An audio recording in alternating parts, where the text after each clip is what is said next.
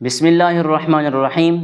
عزیزان من، کبیرہ گناہوں میں سے ایک بڑا گناہ یہ ہے کہ انسان ریا کرے، یعنی کوئی بھی اس کا عمل ایسا ہو کہ وہ اپنا عمل خدا کو نہ دکھانا چاہتا ہو بلکہ اپنا عمل لوگوں کو دکھانا چاہتا ہو۔ اس کی ایک زندہ مثال میں آپ کو دیتا ہوں۔ جیسے عموماً آج کل ہمارے جو امراء ہیں، جو امیر لوگ ہیں، جن کو اللہ تعالیٰ نے بے بہا نعمتوں سے نوازا ہوا ہے، جب وہ صدقہ اور خیرات کرنے لگتے ہیں، جب وہ کسی کو کچھ دینے لگتے ہیں، تو انہوں نے اپنا ایک طریقہ کار بنایا ہوا ہے کہ وہ لوگ تصویریں کھنچوا لیتے ہیں، کہ تصویریں کھینچ کے اس کو سوشل میڈیا پہ ڈال دیتے ہیں، لوگ دیکھیں کہ جی فلاں بندہ کتنا امیر ہے اور کتنا جو ہے وہ رحم دل ہے، کتنی رحم دلی کا اظہار کر رہا ہے، کتنا لوگوں کی خدمت کر رہا ہے، لوگوں کی مدد میں مصروف ہے۔ تو یہ جتنے بھی اعمال لوگوں کو دکھانے کے لیے کیے جاتے ہیں، یہ ریاکاری میں آتے ہیں، یہ ریا کے اندر آتے ہیں، کہ آپ کا کوئی بھی عمل ایسا ہو جو رب کی رضا کے لیے نہ ہو بلکہ اس سے پہلے آپ لوگوں کو دکھانا چاہیں۔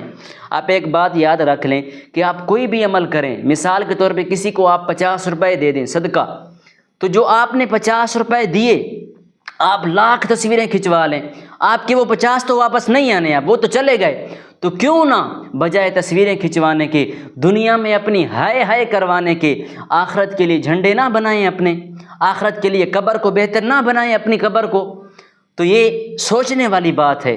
اسی طرح ایک اور روایت میں سناتا ہوں آپ کو۔ حضرت علی المرتضیٰ رضی اللہ تعالیٰ عنہ دوران جنگ ایک کافر کو مار رہے تھے۔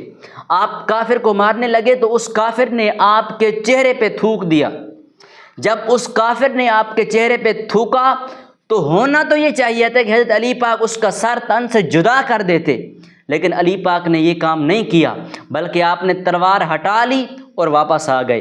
تو صحابہ کرام نے پوچھا، جو ساتھی تھے ساتھ میں، انہوں نے پوچھا کہ اے علی، اس نے آپ کے چہرے پہ تھوکا تھا، آپ کی بے عزتی کی تھی، آپ نے اس کو کچھ نہیں کہا، چھوڑ دیا۔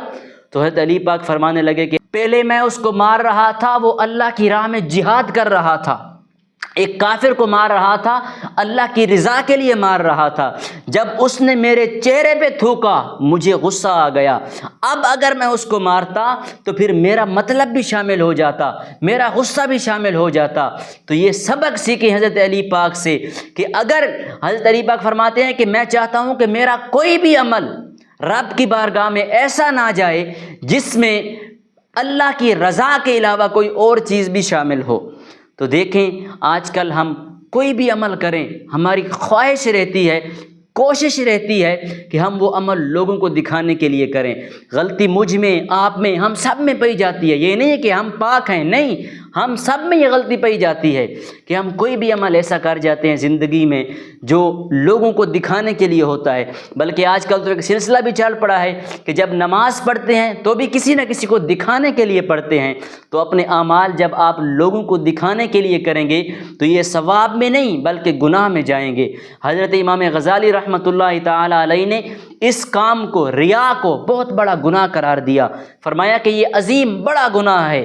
تو اس گناہ سے ہمیں بچنا چاہیے، اور جتنے بھی اعمال رب کی بارگاہ میں ہم کرتے ہیں، اللہ تعالیٰ کے لیے کرتے ہیں، ان میں ہم اللہ تعالیٰ کی رضا کو ہی شامل کر لیں۔